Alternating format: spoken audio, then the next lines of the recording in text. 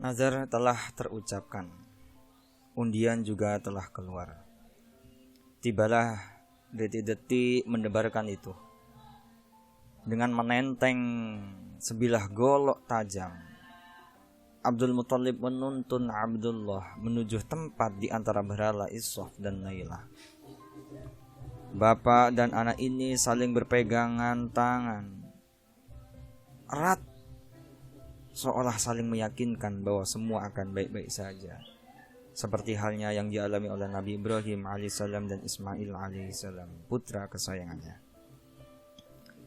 Ketika mereka berdua berjalan dengan langkah dimantap-mantapkan, masyarakat yang hadir mulai kasak kusuk, terutama keluarga dari Fatimah binti Amr bin Adi dari kalangan Makhzum, ibu Abdullah, satu-satunya istri Abdul Muthalib dari klan Quraisy yang mempunyai pengaruh cukup kuat di Mekah. Mereka tetap tidak bisa menerima keputusan itu meskipun telah memahami nazar Abdul Muthalib. Akhirnya mereka sepakat untuk menghentikan pembunuhan itu dan mencoba untuk berbicara baik-baik dengan Abdul Muthalib. Wahai Abdul Muthalib, apa sebenarnya yang akan Anda lakukan? Aku akan memenuhi nazarku, jawab Abdul Muthalib. Sekonyong-konyong mereka menyahut, tidak, Anda tidak boleh membunuh putra Anda sendiri. Jika Anda bersikeras melakukannya, niscaya orang-orang seantero Jazirah Arab akan membunuh anak mereka karena menirukan apa yang telah Anda lakukan. Bagaimana jika hal ini menjadi sebuah tradisi?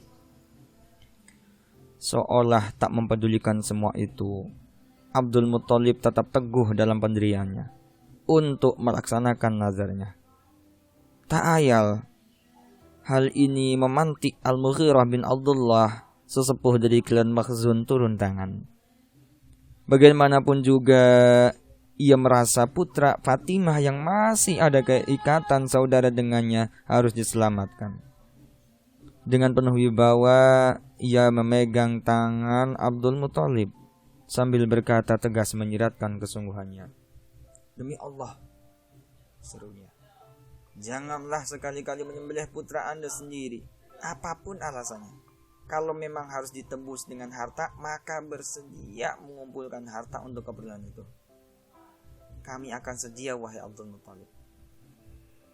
Lalu seseorang menyambung perkataan Al-Mughirah. Wahai Abdul Muthalib, temuilah seorang dukun wanita di Hijaz yang memiliki pembantu dari golongan jin. Mintalah keputusan darinya. Jika memang harus menyembelih Abdullah, sembelihlah dia. Dan jika ada jalan lain sebagai penggantinya, terimalah sarannya. Teguran itu membuyarkan pikiran Abdul Muthalib. Mungkin secara tak langsung Mughirah berhasil mengingatkan beliau akan perasaan istrinya. Perasaan seorang ibu yang harus berpisah dari buah hatinya. Sangat mungkin sekali hati istrinya kini telah patah-patah, hancur berserakan begitu mendengar putra kesayangan mereka hendak dikorbankan. Akhirnya diterimalah usulan tersebut. Berangkatlah Abdul Muthalib menuju Hijaz dengan ditemani oleh beberapa putra dan sekelompok orang Quraisy. Sepanjang jalan tak henti-hentinya beliau berucap doa agar Abdullah dapat terbebas dari jeratan nazar yang diucapkannya. Perjalanan itu terus begitu ringan meskipun sebenarnya mereka harus bertempur mati-matian melawan mentari yang menyengat tanpa ampun.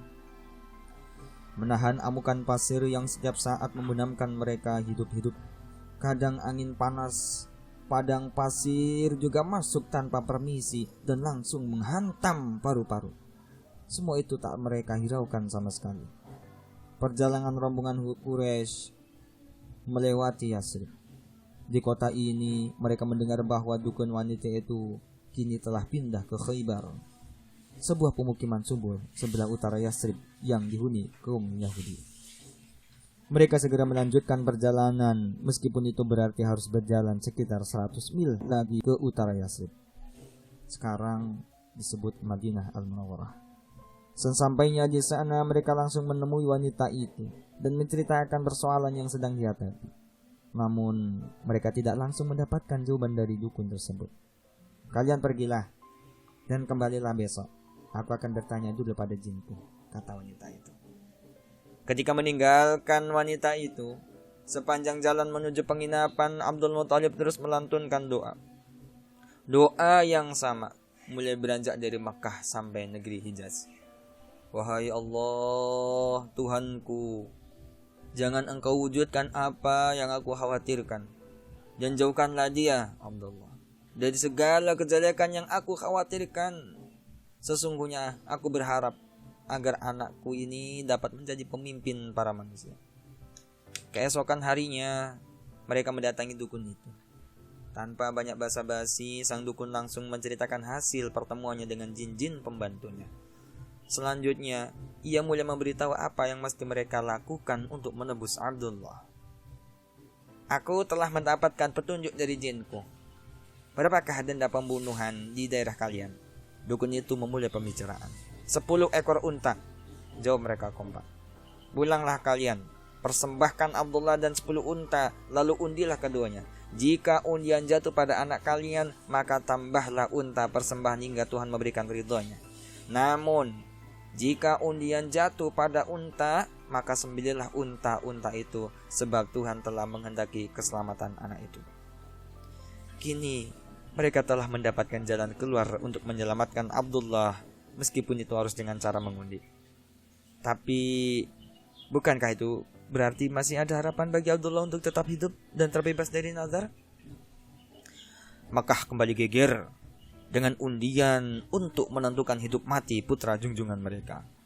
Kaum Quraisy kembali berkumpul di pelataran masjid untuk melihat peristiwa mendebarkan itu. Abdullah Muthalib telah berdiri bersama juru ramal di tempat pengundian. Undian pertama telah dilakukan dan hasilnya mencengangkan. Abdullah harus dikorbankan. Sesuai dengan anjuran dukun Hijaz, unta-unta persembahan segera ditambah. Akan tetapi hasilnya tetap sama. Putra mahkota Abdullah Muthalib itu harus menyudah hidupnya di bawah tajamnya pedang. Unta-unta terus ditambah hingga mencapai 100 ekor. Saat itulah undian menunjukkan bahwa yang harus dikorbankan adalah unta-unta tersebut. Sesaat ketegangan mereda dan penduduk Mekah tampak bersorak gembira. Wahai Abdullah Talib, sesungguhnya Tuhanmu telah ridha. Kenyataan bahwa 100 unta itu telah jatuh sebagai korban belum bisa diterima oleh Abdul Muthalib.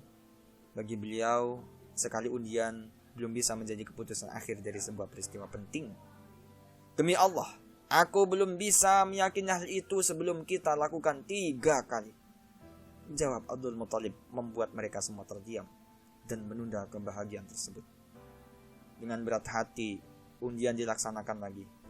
Kali ini semuanya benar-benar cemas. Mereka tak bisa membayangkan seandainya yang keluar dari undian nanti Abdullah. Haruskah unta-unta itu ditambah lagi? Ataukah saat itu pula Abdullah akan meregang nyawa di antara berhala Iswaf dan Nailah? Semua serba mungkin. Juru ramal telah mengocok kembali panah undiannya.